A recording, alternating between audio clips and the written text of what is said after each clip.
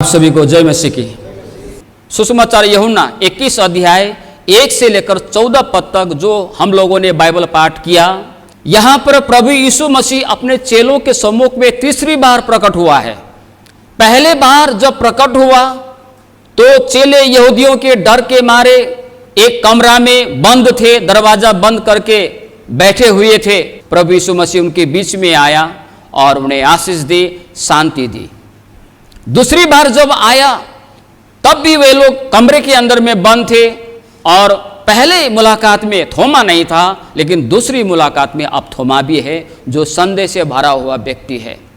लेकिन जब तीसरी बार प्रभु यीशु मसीह चेलों को मुलाकात करने के लिए आता है तो चेले वहां होता है जहां नहीं होना चाहिए था। पहली बात है, पतरस के जीवन से सीखने वाली बात है, पतरस अपने बुलाहट को और प्रभु यीशु की प्रतिज्ञा को भूल बैठा।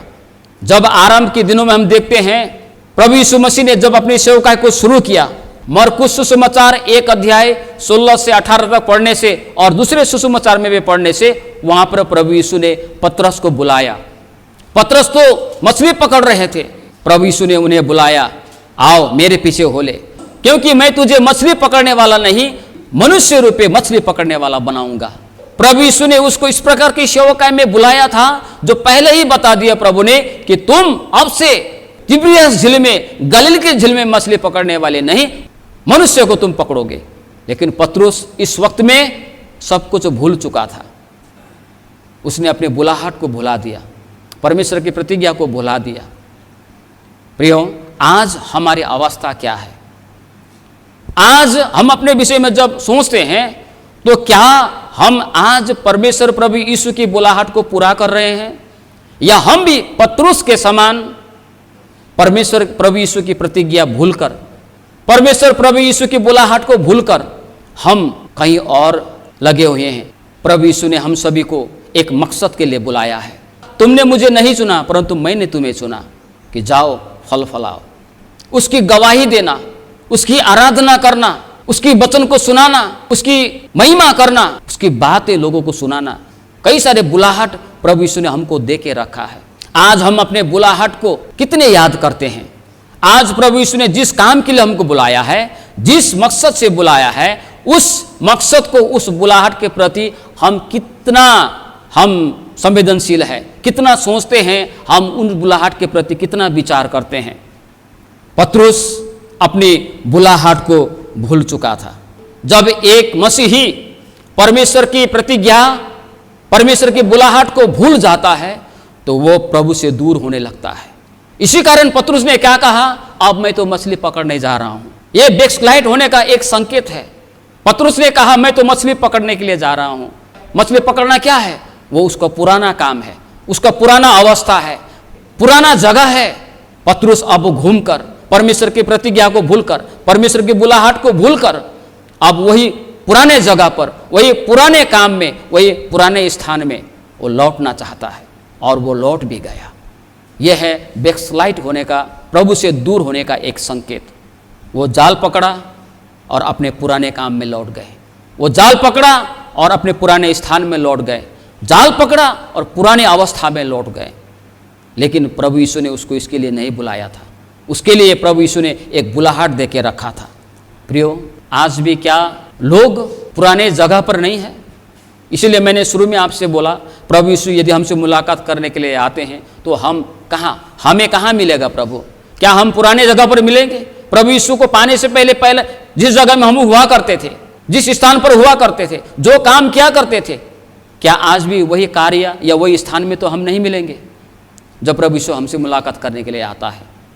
पतरस को वही झील में मिला, वही जाल पकड़ते मिला, वही मछली पकड़ते मिला, लेकिन प्रभु यीशु ने पतरस को उसके लिए नहीं बुलाया था। लेकिन पतरस ने प्रभु यीशु की प्रतिज्ञा को भुला दिया, पतरस ने प्रभु यीशु की बुलाहट को भुला दिया और वो प्रभु से दूर होकर वही पुराने काम करने में लग गए।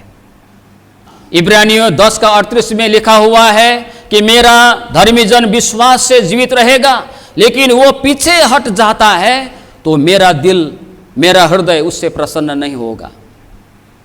हाँ, कोई व्यक्ति जब पीछे हट जाता है, परमेश्वर की प्रतिज्ञा को भुलाकर, परमेश्वर के बुलाहट को भुलाकर वो पहले पुराने स्थान में लौट जाता है, पुराने जगह पर लौट जाता है, वही जो पुराने कार्य करते थे, अधार्मिकता का कार्य। कई सारे लोग आज प्रभु को भुलाकर, प्रभु को पाने से पहले दारू बिक्री करता था, आज प्रभु से दूर होकर दारू बिक्री करने शुरू किया।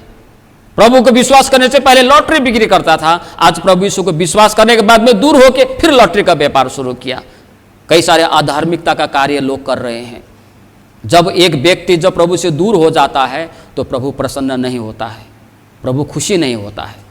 बाइबल देमास के विषय में उदाहरण देती है। देमास कौन था?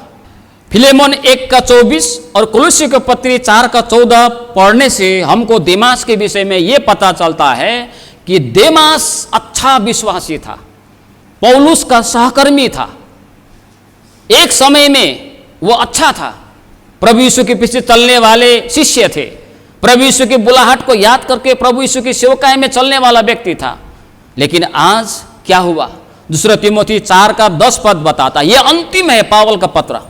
पावल अंतिम पत्र में लिखता है, लेकिन अंत आते आते, अंतिम समय आते आते 2 तीमुथी 4:10 में बताया गया है कि देमास ने संसार को प्रिय जानकर मुझे छोड़ दिया। कैसा अवस्था है! पहले वही व्यक्ति कितना अच्छा था प्रभु में, लेकिन आज संसार को प्रिय जानकर, प्रभु यीशु की बुलाहट को भुलाकर, प्रभु यीशु की प्रतिज्ञा को भुलाकर वह प्रभु से दूर हो चुका है। क्या आज हमारे कलीसियाओं में भी ऐसे लोग नहीं है? ये वो व्यक्ति है जो सत्य को जानकर भी भटक चुका है। उसके लिए प्रभु का वचन कहता है, प्रभु यीशु को विश्वास करके दूर होने से अच्छा है विश्वास ही न करता। ये तो क्या हुआ? उस कहावत के समान हो गया, नहाई हुई सुअर फिर कीचड़ में जाती है और कुत्ता जो है अपनी छांट को खाता है। वो तो दोबारा वैसा ही हो गया, उसका जिंदगी तो वैसा हो गया और उसका जिंदगी पहले से भी बुरा होता है। लेकिन प्रभु यीशु ने हम सभी को एक मकसद के लिए बुलाया है।